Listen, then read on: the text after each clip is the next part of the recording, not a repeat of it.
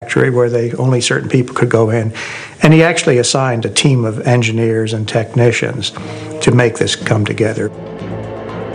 The first successful flight of Heinkel's prototype jet-powered plane, the HE-178, took place over a forest in northern Germany in August 1939.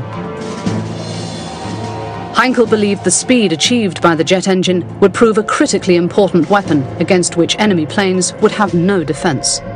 The jet engine was basically seen as a propulsion device that could enable an airplane to fly at very high speeds at high altitude.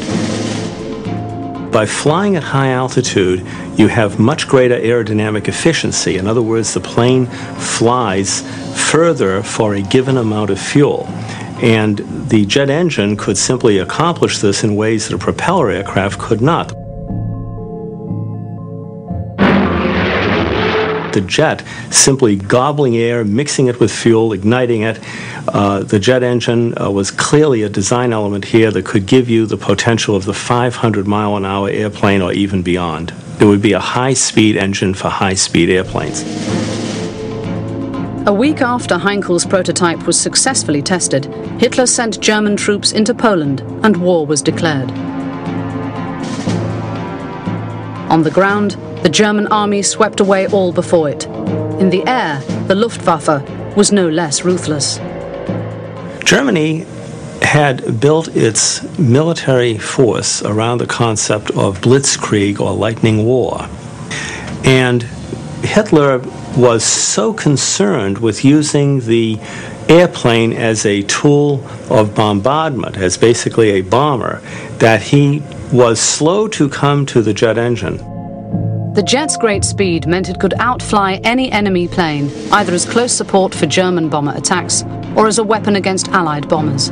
But Hitler's aggressive military instincts ensured he would always favor the bomber above the jet fighter. For this, he would soon pay the ultimate price. By early 1940, the German advance across Europe was at its zenith. The battle for air superiority over the English Channel became crucial. The Germans broke through the charge of Hurricanes and Spitfires that went out to meet them. 200 individual dogfights took place within the Battle of Britain started on the 10th of July and climaxed in mid-September. Despite early German success, the tide of the air war then turned, and success ebbed away. The Battle of Britain was, in my view, the most significant battle to take place in Europe during the Second World War. And on September 15th, he sent the Luftwaffe into one of its greatest attacks. By losing that battle, Germany from that point on was clearly on a defensive against the Allies in the West. Britain became a huge, impregnable rock island aircraft carrier, if you will, from whence the Allies could mount a second front, an aerial second front, which they did very successfully. By the end of October, the Spitfire had triumphed. The Luftwaffe had lost 1,600 planes, damaged or destroyed. And so we see then in the German air war, from that time on, there is this dramatic shift from offensive weaponry, which infuriates Hitler because he wants to build bombers and things to attack people, to having to build defensive systems simply to defend the skies of the Reich. Hitler turned for help to his scientists and engineers, and belatedly to the jet fighter. He at last understood that the hard-pressed Luftwaffe needed faster and more effective fighter planes. Heinkel's prototype 178 had been followed by the HE-280, which had made its first successful flight in the spring of 1941. Quite clearly, you see in the 280 the genesis of the modern jet fighter. It has space for armament, space for sufficient fuel, a rugged structure capable of undertaking the role of a combat fighter. But only 9 HE-280s were ever built. The problem for Heinkel was that he had a rival, the company run by Dr. Willy Messerschmitt. They had competed with each other throughout the war to equip the Luftwaffe. More often than not, it was Messerschmitt who gained the contracts. Messerschmitt succeeds, first of all, with the Messerschmitt 109, the aircraft that we will always associate with the Battle of Britain, for example, and the early days of the Blitzkrieg. And then later on in the jet aircraft business, he succeeds very much with the Messerschmitt 262. Messerschmitt had been developing his own jet fighters since 1939, but he always appeared to be one step behind Heinkel. Then, in late 1943, Messerschmitt turned the tables. Heinkel may have been first to fly the jet fighter, but Messerschmitt's 262 was superior, and Hitler approved the plane for mass production. There was an intense rivalry, but always Messerschmitt kind of came out ahead in the fighter world. From the very beginning, it was clear that the Me-262 was a far better aircraft. Because of its engine installation, it was much faster than the Heinkel 280 also, and it had a much heavier armament. It was somewhat larger and much longer range. So based on all of those factors, the Heinkel 280 was canceled. Arguably, 3 years had been wasted since Heinkel's 280 first took to the air. But in 1944, the Nazi High Command was confident that in the Messerschmitt, they had a plane that could dominate the skies. The big question was, had their engineers produced a machine that could win the war for Hitler? Meanwhile, the new obsession with speed brought its own problems. The old idea of jumping out of a plane with a parachute would no longer work in a stricken aircraft traveling at 500 miles per hour. To solve this, Hitler's engineers had to invent something startlingly original.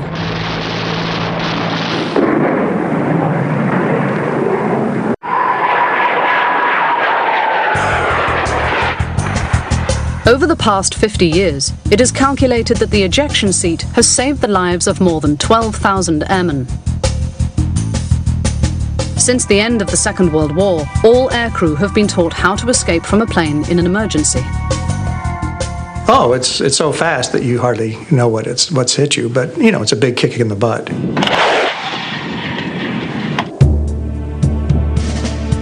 But once again, this life-saving equipment was first invented by technicians working in Hitler's Germany.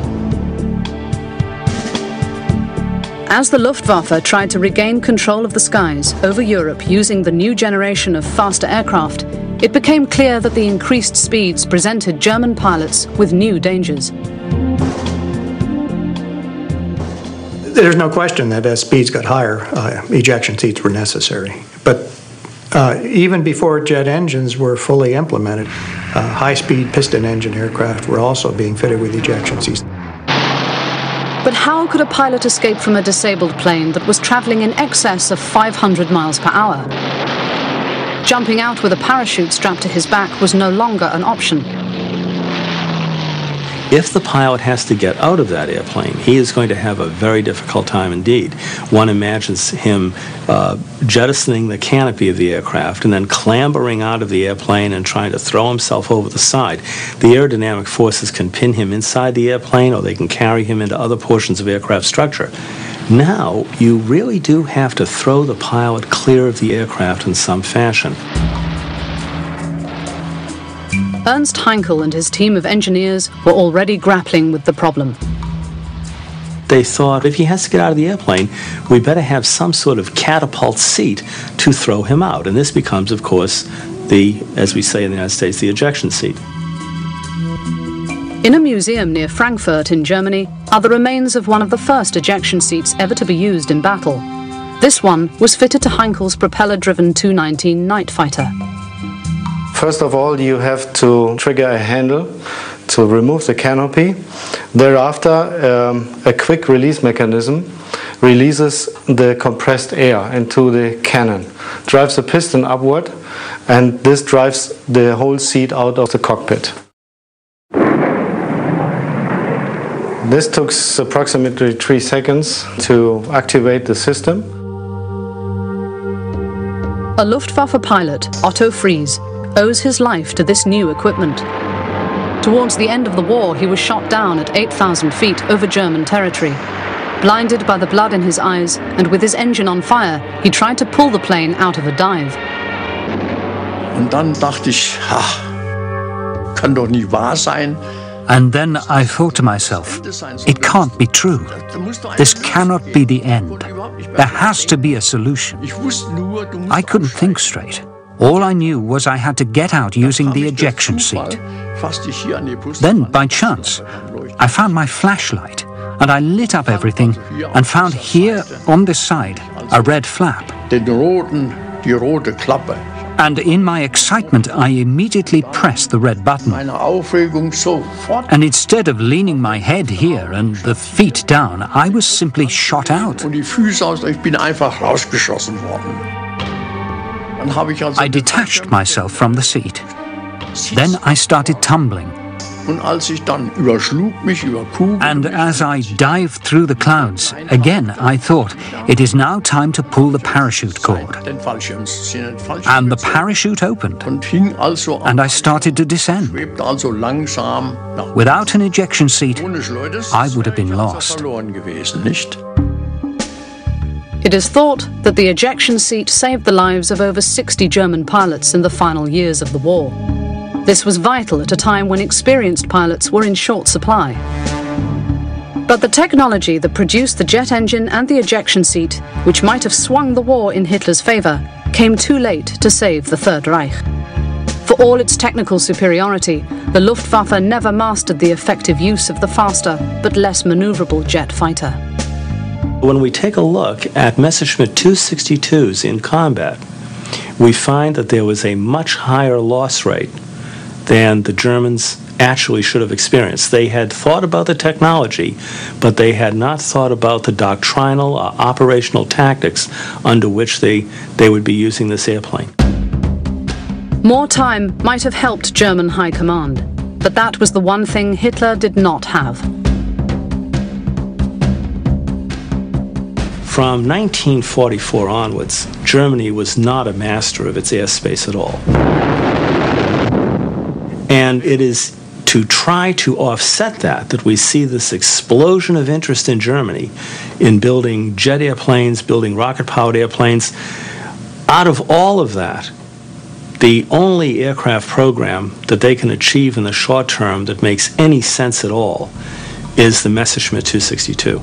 But it simply came too late. By 1944, when the Allies landed on the beaches of Normandy, 5 years had elapsed since Ernst Heinkel's first successful test of his prototype jet engine. Despite possessing superior technology, Germany was in full retreat. Its air bases had been bombarded to destruction, and the Luftwaffe was forced to conceal its new fighter aircraft in forests and fly them from autobahns. They produced over 2,000 Me-262s, but they could only train a small number of pilots. So even with the best aircraft, highly trained pilots make a vast difference. They're almost as important as the actual aircraft they're flying. We take a look at the history of aerodynamics in the 20th century and high-speed flight. Never did a country squander so great a technical advantage as Germany had. Had Hitler trusted the new technology and opted sooner for the jet fighter, the course of the war, if not its outcome, might have been different. This illustrates the essential drawback with the Nazi attitude towards technological research.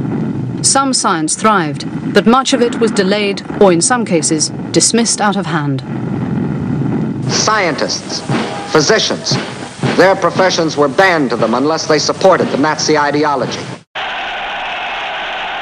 We're more familiar with the cases where the Nazis actually suppressed science.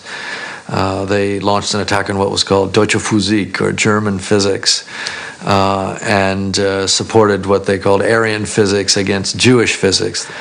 On the other hand, other aspects of science were actually promoted. So it divides according to whether the Nazi regime thought this was a threat to Germany or was something that could be advanced to help the German race.